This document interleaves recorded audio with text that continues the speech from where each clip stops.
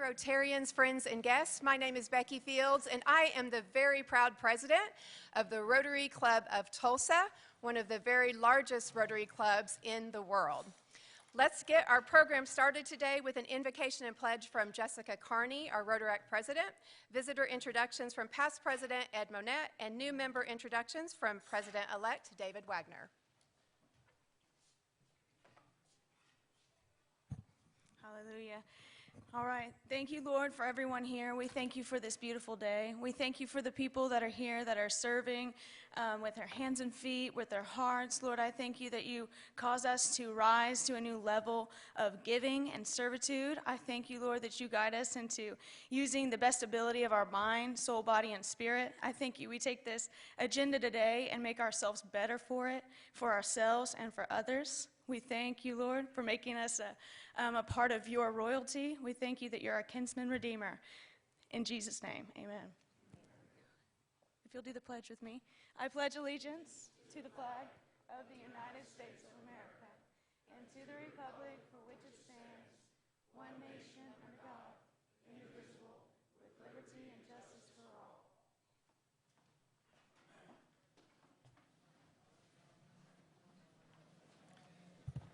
I'd like to welcome everyone again to the Rotary Club of Tulsa.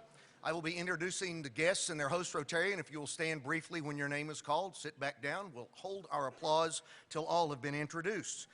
Our speaker today has several guests: Anna Vong, Ty Ropp, Johnny Stevens. Allison Benge is here as the spouse and guest of her husband, Chris Benge.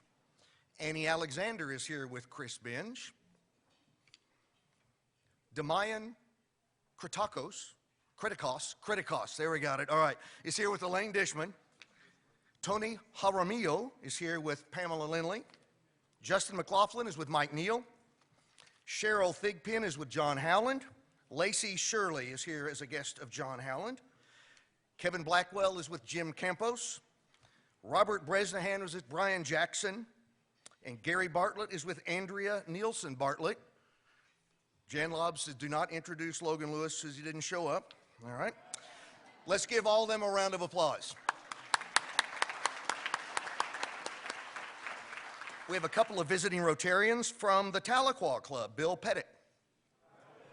From the Bristow Club, our friend Mickey Moore. And with Rotaract, Mary Beth Sawyer. Thank you all for being here today.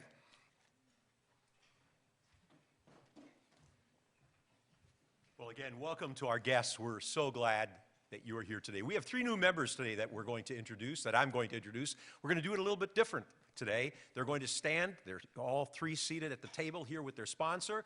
They're going to stand while I read the introduction of their bio, and then we will welcome them with a round of applause at the end of each one. So the first one, new member Dana Harris, if you'd please stand, sponsored by Paul Bowman and Jake Dollarhide. A graduate of Oklahoma State University with a Bachelor of Arts degree in Public Relations and a minor in Marketing, Dana Harris has over 2 decades of experience in marketing, business development, and advertising. Dana is Vice President at Yorktown Bank. She has been with Yorktown for a little over 1 year. Before, she was a Vice President of Marketing and Business Development at Western Sun Federal Credit Union for 17 years. Dana has won 18 national marketing awards for marketing campaigns and was named Credit Union Marketer of the Year during her career at Western Sun.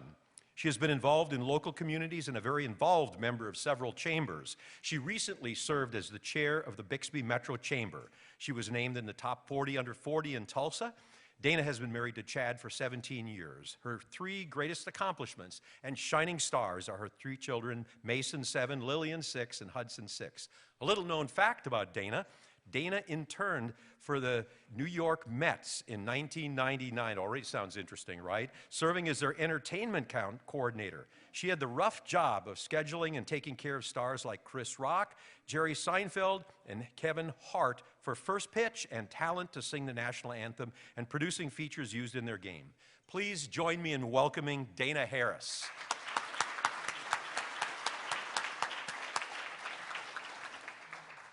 Our second new member is Derek Fraser. Derek, if you'd please stand, sponsored by Mac Finlayson.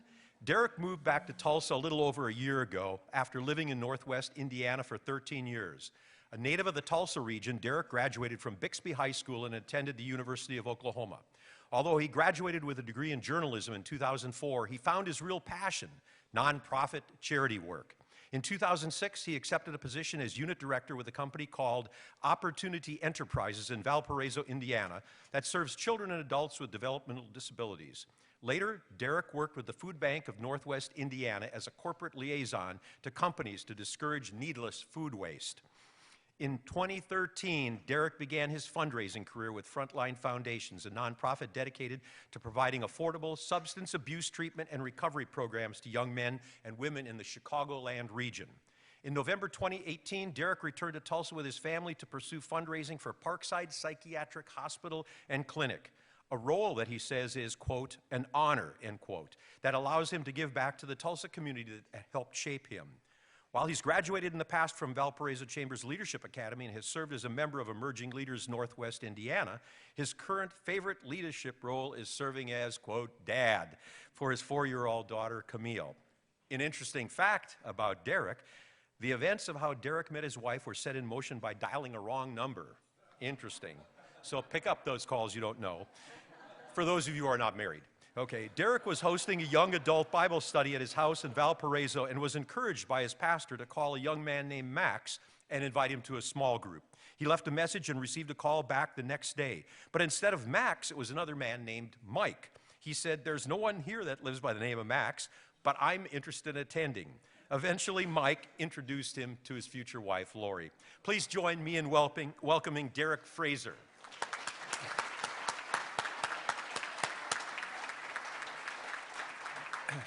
Our third new member for today is Kevin Lewis. Kevin, if you please stand, sponsored by Eric Cullen.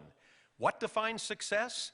Most would say title, paycheck, status, and possessions. Not Kevin Lewis. His blood, sweat, tears, passion, love, and what he is proud of, first and foremost, and above all, is family. His biggest accomplishment in life is the relationship he has with his 5 amazing children and his beautiful wife. They are his life and his biggest blessings. Tulsa is where Kevin calls home and it has been for his entire life. After graduating in Union High School in 1993, Kevin went on scholarship to play football at Kemper and then on to Baker University. His passion for local business and entrepreneurship brought him back to his roots in Tulsa to run several small businesses, and eventually he started Lewis Roofing in 2007. Kevin has grown that operation from humble beginnings to now spanning 5 states, specializing in commercial and corporate accounts. His integrity, passion, and work ethic have earned him not only the respect of his hometown, but nationally recognized accolades by being awarded the top 5% of roofing companies for quality and performance nationally by Carlisle Syntech Corporation. Please join me in welcoming Kevin Lewis.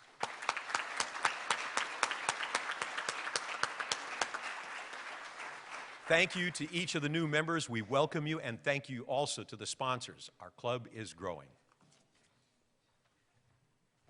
Thanks, David, and welcome new members. We are so excited to have you.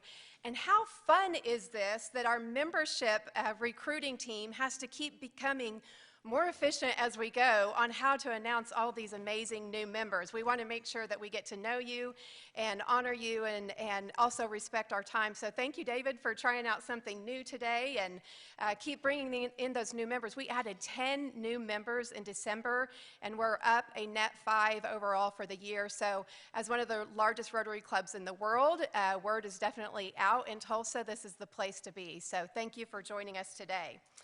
I'd like to thank our meeting sponsors this week. Thank you, Terry Heritage from Interim Healthcare, Stan McCabe from Key Personnel, Robert Babcock from One Gas, and Mike Homan from Terracon.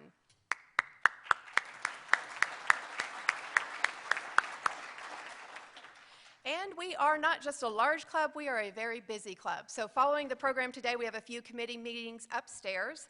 In room 231, the board will meet. In room 233, the programs committee will meet. And in room 234, the Above and Beyond Awards program committee will meet. And just as a reminder, Rob Berry reminds me that the SARG contest is still going on to be able to raise funds for the Above and Beyond Awards. So please be sure to see the office and send your donations in. In upcoming programs on February 19th, U.S. Senator Lankford and Oklahoma State Senator Kevin Matthews will give an update on the Tulsa Race Massacre Commission and the plans for the 100-year history commemoration.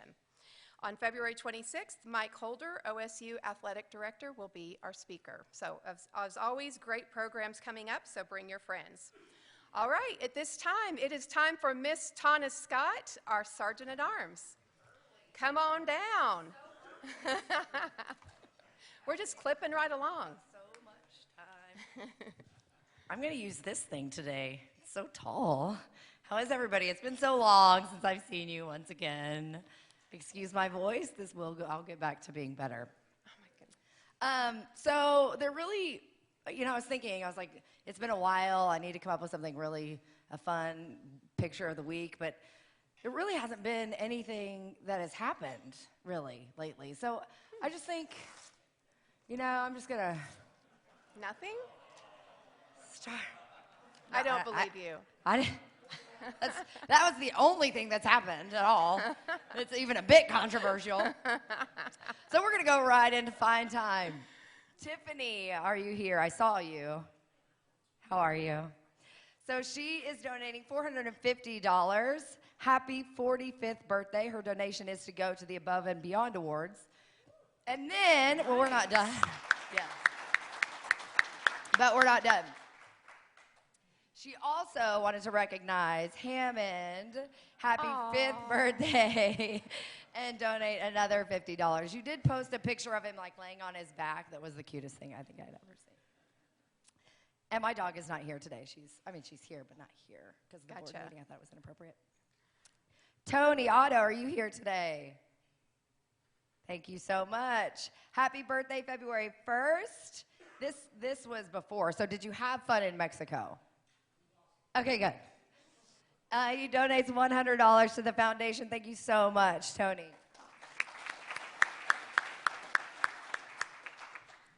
Brian, I saved these notes for you, Brian. That was really nothing. It was just paper. Just kidding. Okay, Brian had a recent visit to New Orleans. I'd let you come explain, but I wrote down, this is of the Rotary Club flag exchange between Tulsa and the New Orleans Rotary. Special thanks to Phil Viles. Where are you, Phil?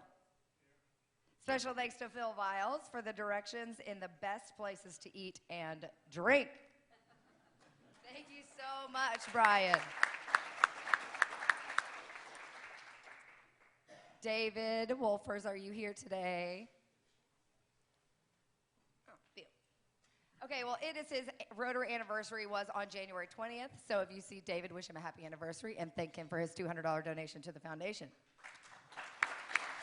Oh, we're skipping. Tom sent me an email yesterday, asked to skip that.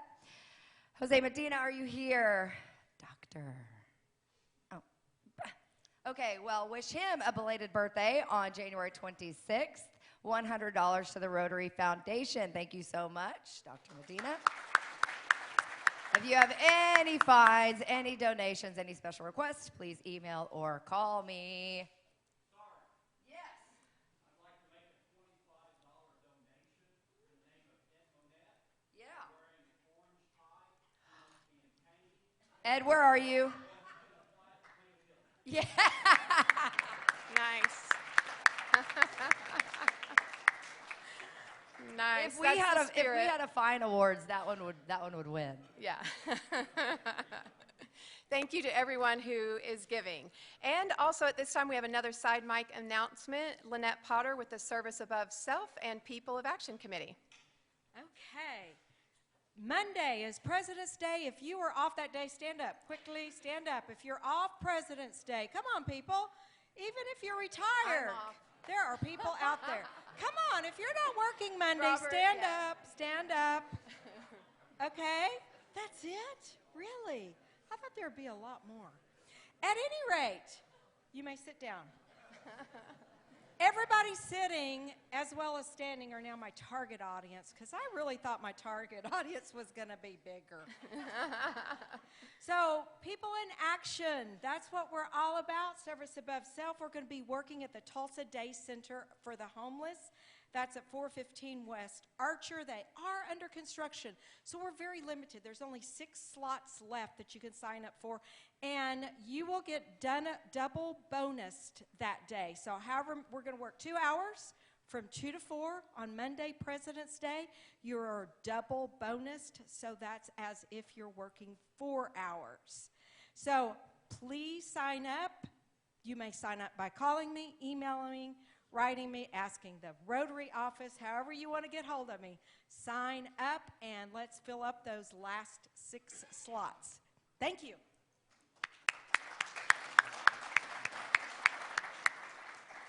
It is my pleasure to introduce our Rotarian of the day. Past President John O'Connor is a shareholder with Hall Estill. He practices primarily in the areas of corporate and business law and litigation. John is a multiple Paul Harris Fellow and has been a Rotarian for 36 years. John and his wife Lucia are currently serving as the honorary chairs for the William Booth Society Gala, benefiting the Salvation Army in April 2020. They have 4 children and 6 adorable grandchildren. Please help me welcome past President John O'Connor.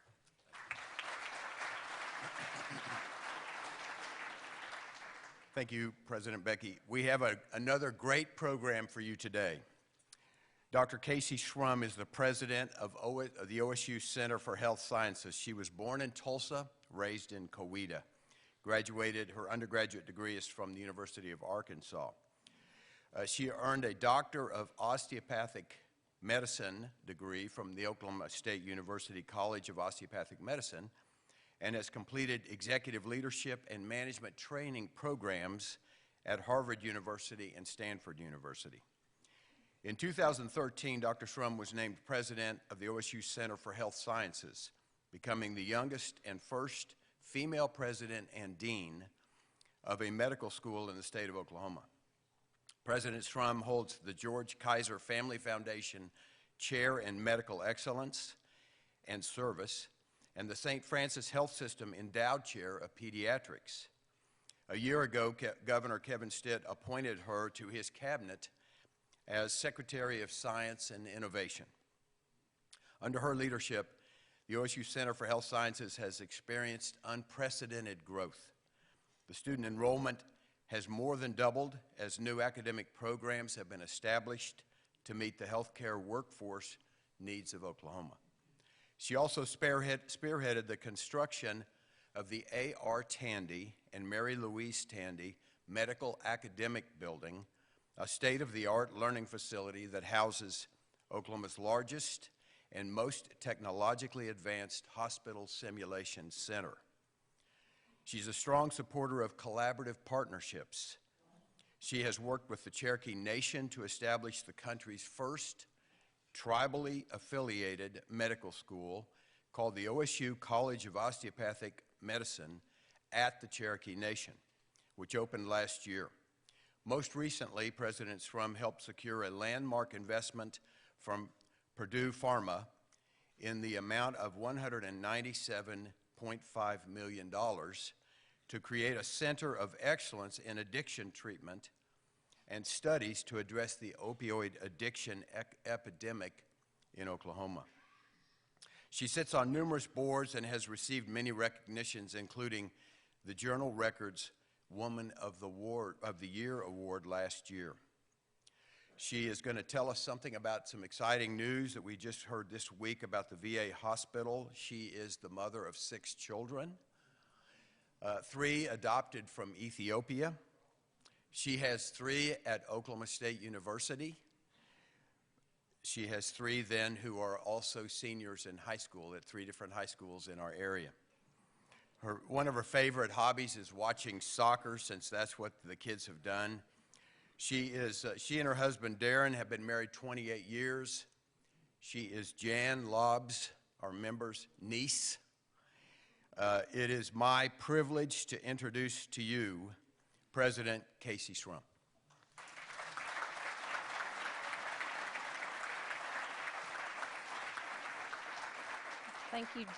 Thank you, John, for the wonderful introduction, and I want to thank Chuck and Regina for the opportunity to speak to you today. I was as I normally do, running through my schedule of the day with my husband this morning, and I mentioned that this is what I was doing, and he said, I hope you're bringing your A game. There'll be a lot of people. So here I am, no pressure. I'm gonna try to bring my A game for you all. But as John said, I have the opportunity to wear two hats professionally, one with the governor and the other at Oklahoma State University.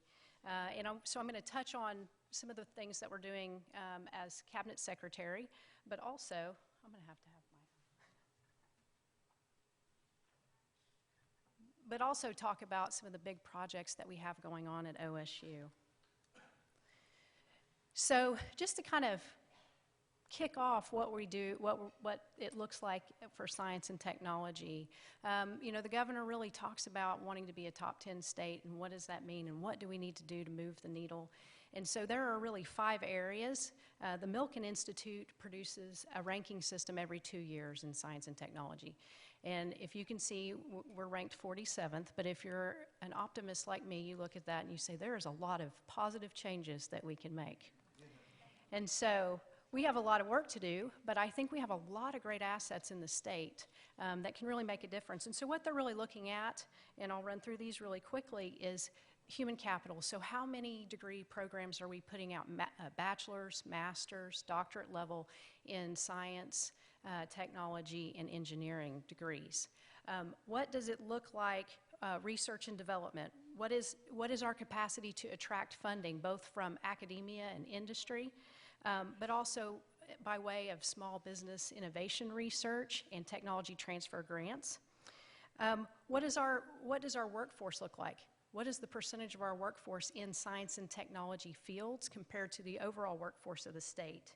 And then what does our risk capital and entrepreneur infrastructure look like? Can we take research and actually get it out to goods and services? And then what are we doing as far as transferring those assets into jobs in our state? So really, the governor made a little bit of a change to my title in this cabinet secretary. He did it intentionally. It used to be Secretary of Science and Technology, but innovation is really what the governor wanted us to focus on, because he recognizes, and I agree, that the way that we are going to diversify our economy is through innovation. And so that is his number one focus that he asked me to focus on, is taking those building blocks that we talked about here in the state and building on those to diversify our economy. And really across the cabinet, one of the things that you hear him say a lot is duplication. He doesn't like that. So I work very closely with the Secretary of Commerce, Secretary of Health, and the Secretary of Education to ensure that what we're putting in place is actually crossing over and we're all working and pulling in the same direction. So really focusing on how do we bring industry and academic partnerships to bear for research. When we do that, that allows us to be able to recruit new businesses in, but it also, we hope that that spins off new companies when we're really working together with industry and performing research that makes a difference. Workforce, we have to be able to have a strong STEM workforce in order for the governor to be recruiting in companies. So we want to make sure that our universities, our career techs are meeting with industry, finding out what those needs are, what are the degrees that we need to be offering to meet those needs so that we can expand jobs here in Oklahoma. And then STEM education. We have to have a strong pre-K all the way through Common Ed, Career Tech, Higher Ed, that links not just students to education, but also to internships and externships so that they get job experience and that we can be sure that we're retaining them, giving them experience here in Oklahoma so we can keep them here in Oklahoma. So I'm going to switch gears a little bit and talk about the OSU Center for Health Sciences and tell you a little bit about us before I talk about what we do. Our mission is to train physicians, research scientists, and allied health professionals with a focus on serving in rural and underserved Oklahoma. We have over 1,000 students enrolled at OSU in our professional programs, master's and doctorate level programs, as well as the medical school. 9 residency sites across the state where we're training residents, with about 350 residents under the educational purview of OSU. So our main teaching hospital is here in Tulsa, but we also have sites across the state. As I said, with our focus on rural Oklahoma, the one thing that we have found is that our graduates are staying where they train. So we want to make sure that we are also training physicians in rural parts of our state as well. Our healthcare delivery system is the teaching hospital. We operate 28 outpatient clinics and then have a telemedicine network across the state, as well as a research enterprise at the Center for Health Sciences. So the big three innovative programs, we call them kind of the big three projects that we are working on. I like to say the best thing for me about working at OSU, at Oklahoma State University, is every day when I'm going to work, I know that we're making a positive difference in the lives of Oklahomans through education or through the services that we provide. And I think these will actually highlight not only that they're innovative, but that we are making a difference. And these will be generational positive impact for years to come. Oops.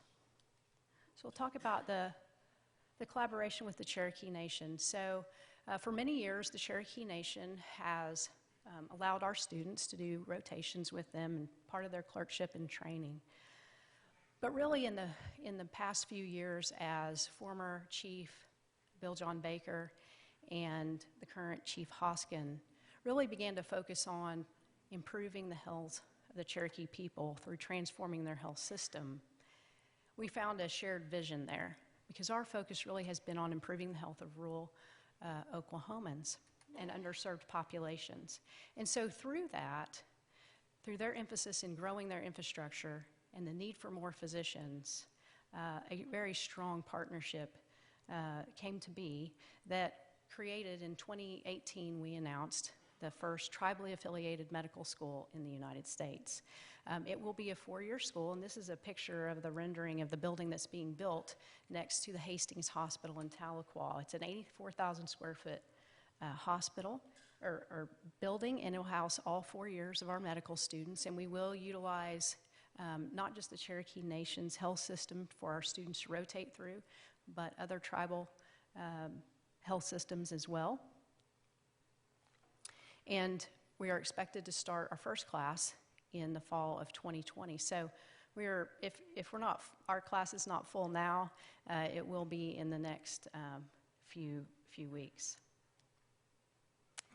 So the National Center for Wellness and Recovery, I think most people probably remember in March of 2019 the announcement that the state had reached a settlement with Purdue Pharma and the Sackler family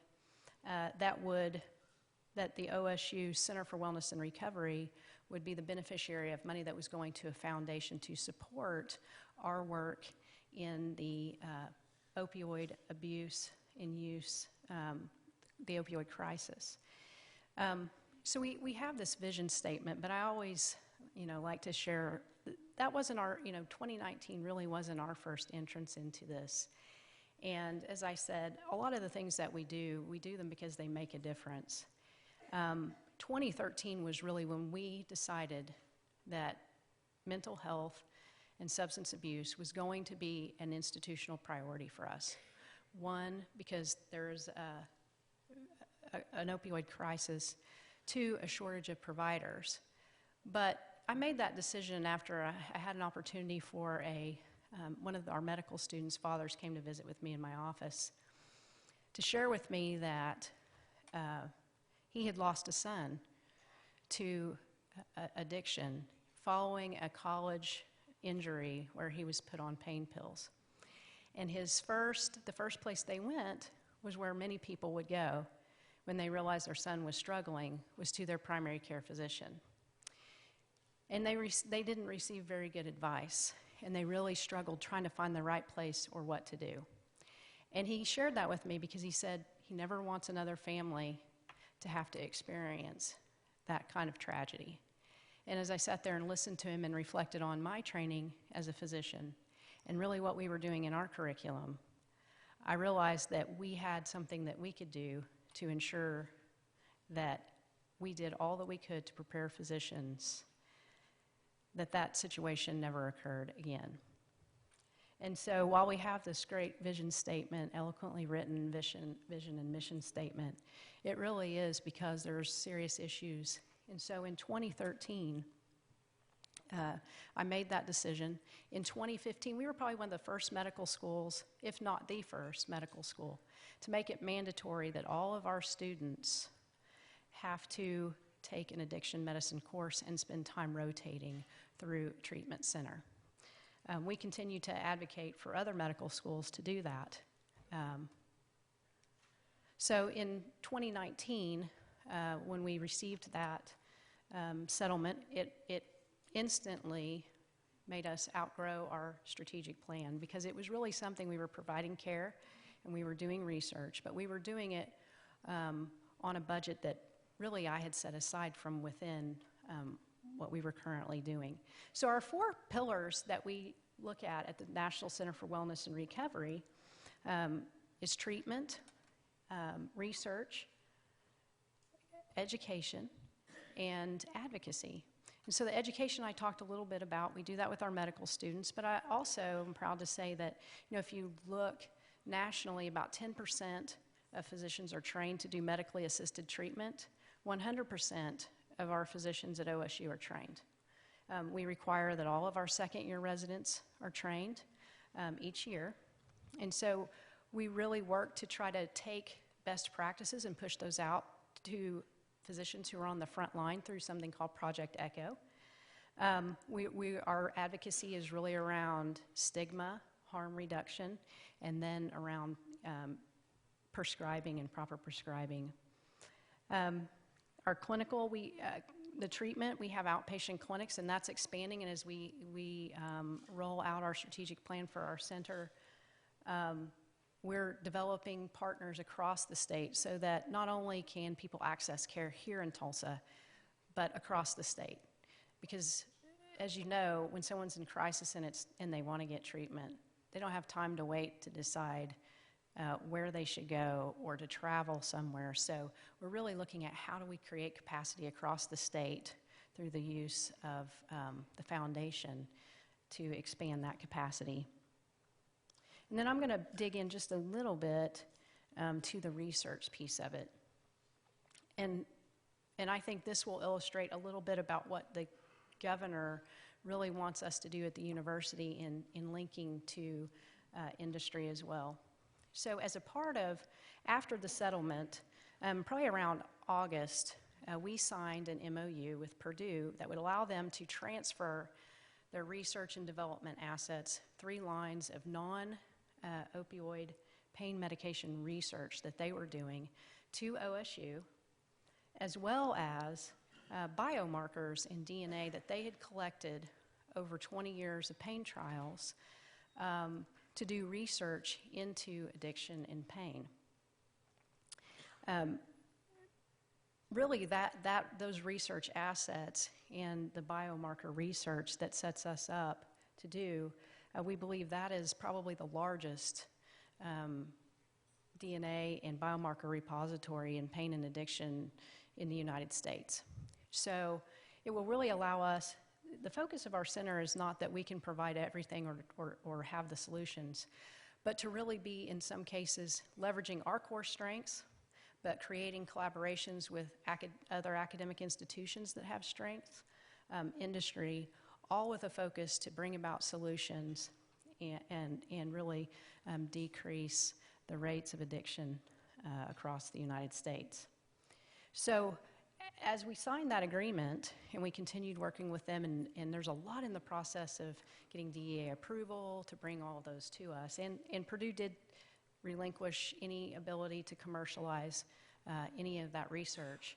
In November, they additionally, we signed another addendum that would have them transfer all of their R&D to us.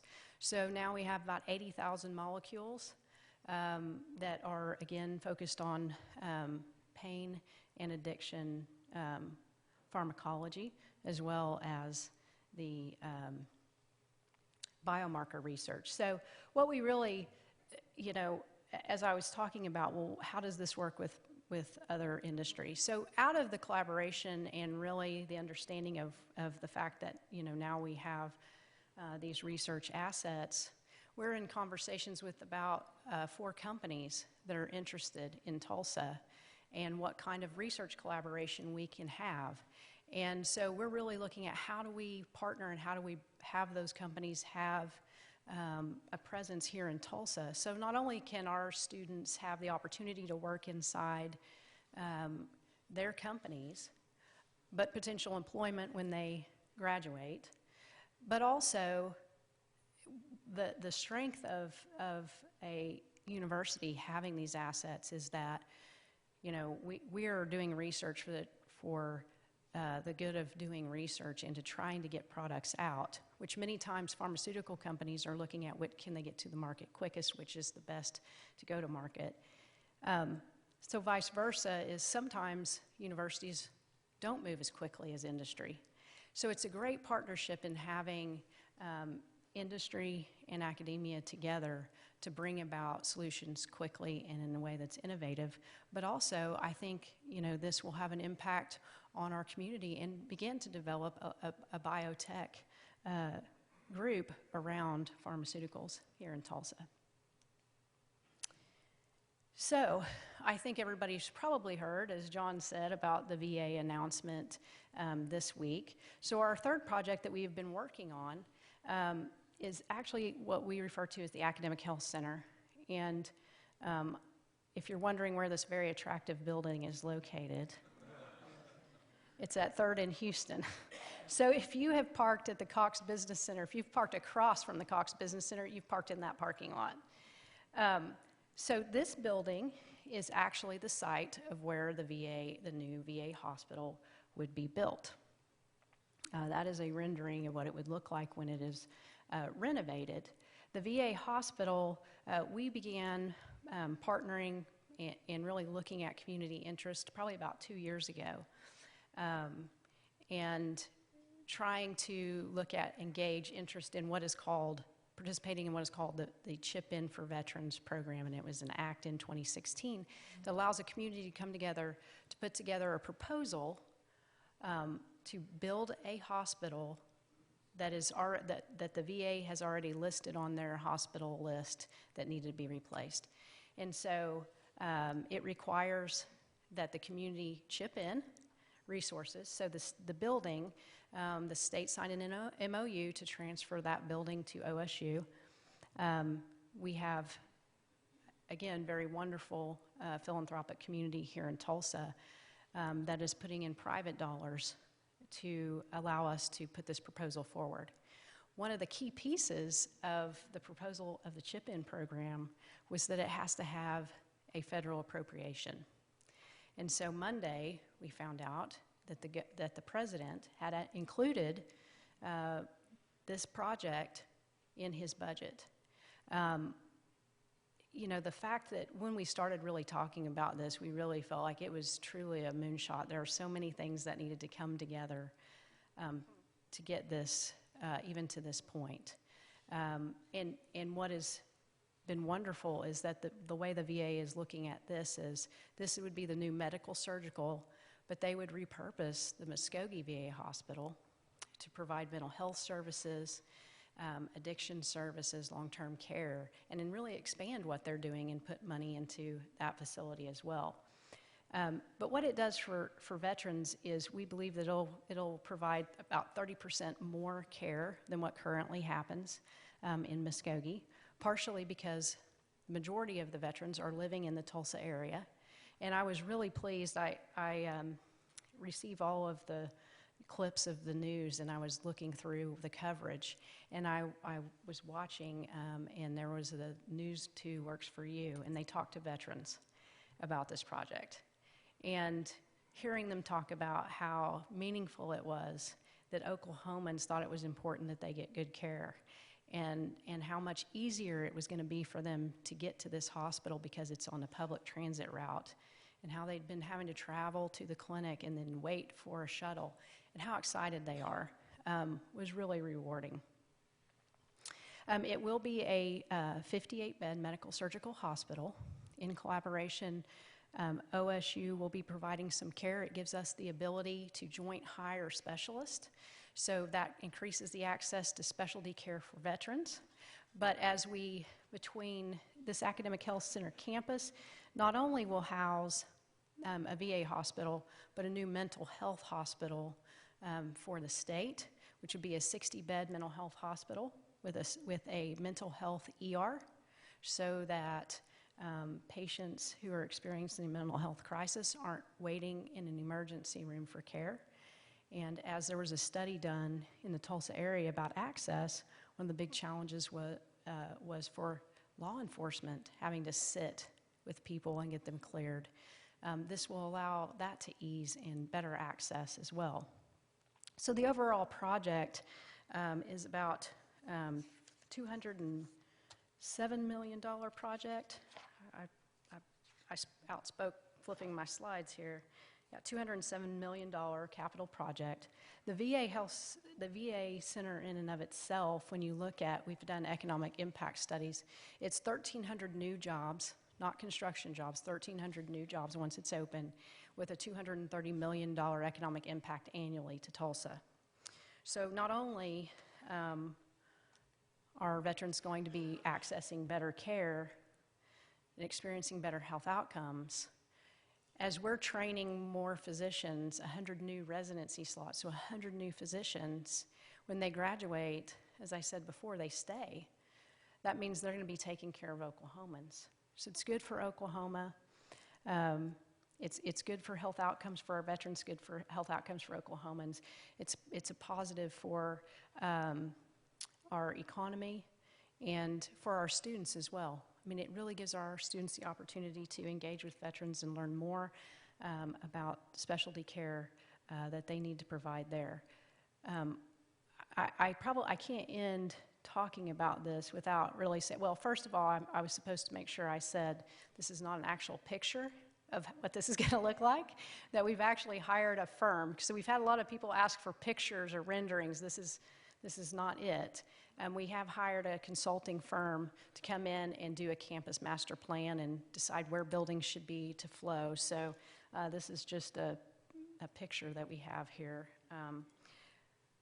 But without really the support of Inhofe and Lankford, they've really championed this project. Our senators, our congressional delegation, the governor, the legislature, the private philanthropic community, the VA, I mean, we really would not have gotten it to this part. So I think it is a wonderful example of the Oklahoma spirit, how we all come together, work together to do good and to take care of some of our most vulnerable citizens. So we're really excited to be a part of this project and to be partnering with all of those individuals to make this happen. So I think with that, I will answer any questions.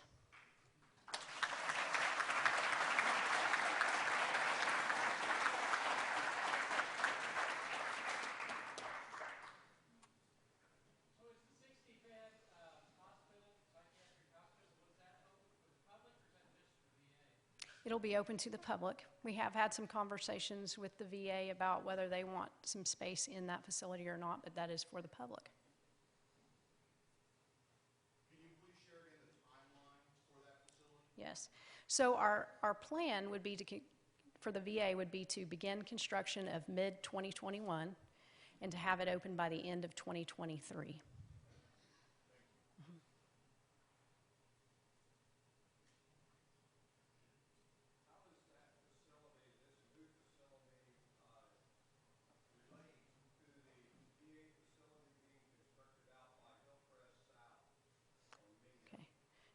I believe that is a clinic, and so it's a part of the system, but that's the outpatient side to what this will be, only inpatient care. So someone who's sick gets admitted to the hospital, that's what this facility downtown will be. Following up on his question, there's a new VA facility that's to be built in Southside. Are they related at all?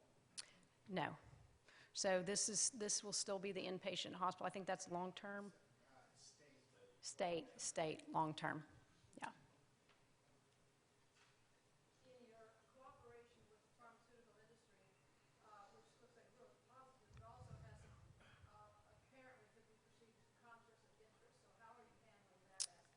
Right.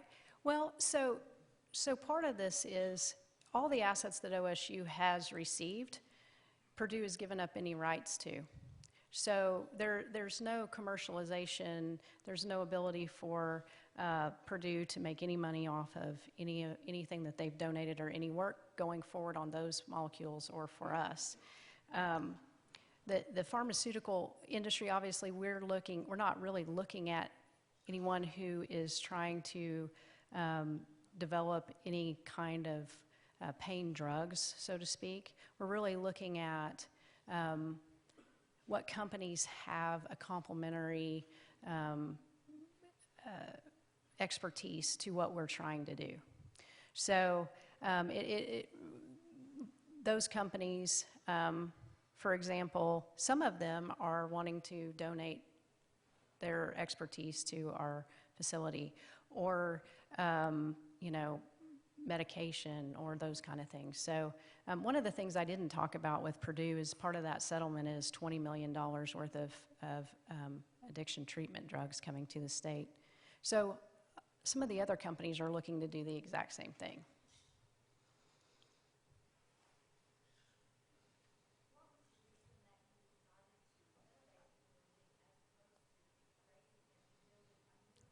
Right. Yeah, so the skin of the building and the way it's structured actually meets code with some of what the VA needs in a building. The specs and the infrastructure running to the building, and the square footage is almost identical to what they put out in need. So it's easier to just get the inside, keep the skins, the way it's built down into the ground, the thermal systems that are running in, they're all usable within the system. Our granddaughter will graduate from your school in May. Been very pleased with the education she's gotten and the way the professors and everybody has led it. Thank you for your leadership. Oh, thank you. And congratulations on that. You have to be proud. Dr. Shrum, speaking of your leadership, you've got to be one of the busiest people in the state of Oklahoma, if not the nation. Can you give us some insight? How do you manage your time? And do you sleep? I don't sleep very much, and I guess very efficiently, and I think everyone around me is very efficient as well. I have a wonderful staff and husband that's very supportive, and my kids just,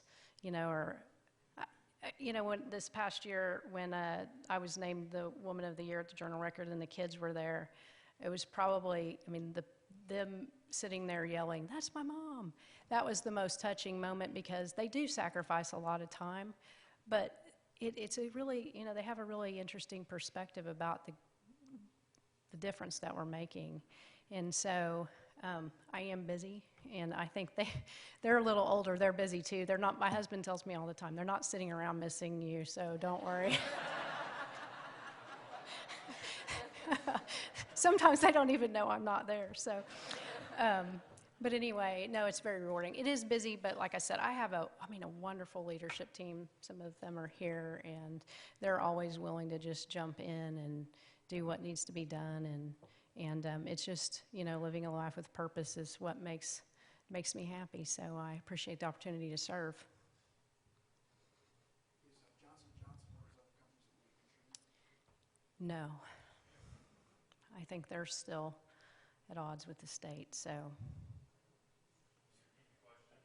Yeah, the question was, is Johnson & Johnson one of the companies that are interested in partnering? And the answer is no. I think they're still engaged with the state, so.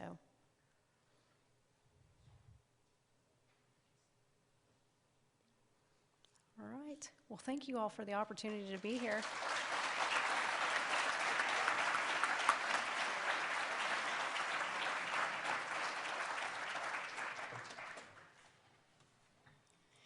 Thank you, Dr. Shrum. And in Rotary, we keep talking about how Tulsa just keeps getting better and better. And it's evidenced right here by your leadership and what you all are doing at OSU in Tulsa and around the state, just why that is the case. So we're really excited to hear about what you guys are doing. And as you guys know, we always give a speaker gift. In honor of the speaker, today our book that we will give to our partner school in education, Celia Clinton Elementary, is Snowy Valentine, and I'll ask Dr. Shrum to sign this so she can write a little note to the kiddos.